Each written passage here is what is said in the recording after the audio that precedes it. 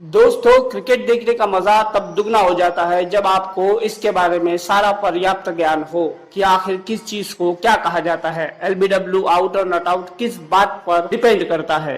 दोस्तों, आइए आज हम इस वीडियो में इसी टॉपिक पर बात करने वाले हैं जिससे आपके सारे डाउट्स क्लियर हो जाएंगे। सबसे पहले शुरुआत कर लेते हैं एलबीडब्ल्यू से, जिसका फुल फॉर्म होता है लेग बिफोर विकेट। अगर आसान भाषा में अगर इसे समझे तो इसका मतलब होता है पैर बीच में लाया, इस वजह से आउट। यानी ये गेंद जाकर विकेट को लग रही थी अगर पैर आपका बीच में नहीं होता।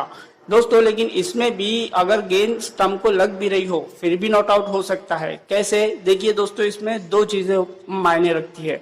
जैसे पिचिंग लेग, यानी बॉल अगर आपका स्टंप लाइन से लेग साइड में पड़ा है तो वो गेंद अगर जाकर स्टंप को भी लग रही है फिर भी वो नॉट आउट ही होगा। हाँ, अगर वो गेंद ऑफ स्टंप से मतलब ऑफ स्टंप हो या मिडल स्टंप हो, इस दिशा में अगर बढ़ते हुए स्टंप को लग रही है तो वो आउट होगा। लेकिन इसमें भी अगर बल्लेबाज का पैर उस लाइन में हो, स्टंप की लाइन में, और गेंद अगर आकर लग रही है मतलब स्टंप को, तो आउट होगा। अदरवाइज अगर उसका पैर स्टंप की लाइन से बाहर है तो इसे इम्पैक्ट आउटसाइड ऑफ कहा जाता है, जिसकी वजह से बल्लेबाज को अंपायर नॉट आउट ही देगा, चाहे फिर वो गेंद स्टंप पर ही जाकर क्यों न लग रही हो। बाकी सब चीजें तो शायद आपको पता ही होगी। जैसे अगर बल्ले का किनारा लगकर पैड को लगा है तो वो भी नॉट आउट होगा।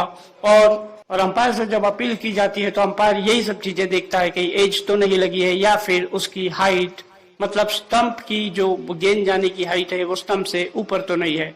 इसी पर अंपायर अपना डिसीजन देता है। अब बात कर लेते हैं पावर प्ले की। इसे भी समझने में काफी लोगों को दिक्कत आती है। पावर प्ले के रूल वनडे और T20 में अलग अलग है। दोस्तों, अगर बात कर ले वनडे की तो पहले 10 ओवर में आप सिर्फ 2 ही फील्डर 30 यार्ड सर्कल यानी 27 मीटर के दायरे के बाहर रख सकते हैं। हाँ, फिर उसके बाद आपको अनुमति होती है कि आप 4 से 5 फील्डर आउट मतलब 30 यार्ड सर्कल के बाहर निकाल सकते हैं।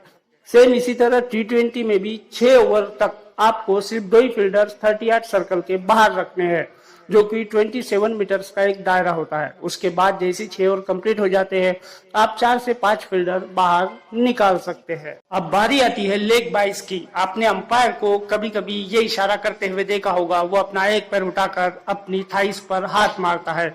इसका मतलब होता है लेग बाइस। इसका मतलब होता है बल्लेबाज ने बॉल को मारने की कोशिश तो की मगर वो बल्ले से नहीं लगी, फिर चाहे वो उसके शरीर से लगकर गई हो या फिर किसी को छूकर भी ना गई हो। अगर उसे चांस मिल गया तो वो रन दौड़ सकता है, लेकिन ये रन टीम के खाते में जाएंगे, बल्लेबाज के खाते में नहीं। दूसरा डाउट लोगों के मन में ये होता है कि अगर गेंद में मतलब कैच पकड़ते वक्त अगर हाथ जमीन को लगा हुआ हो और उसमें अगर हम कैच ले ले तो शायद वो आउट नहीं होता होगा, लेकिन ये गलत है। गेंद जब तक जमीन पर ना लगे वो आउट ही रहेगा, चाहे आपका हाथ फिर ग्राउंड से चिपका ही हुआ क्यों ना हो, लेकिन गेंद बराबर आकर आपके हाथ में ही गिरनी चाहिए।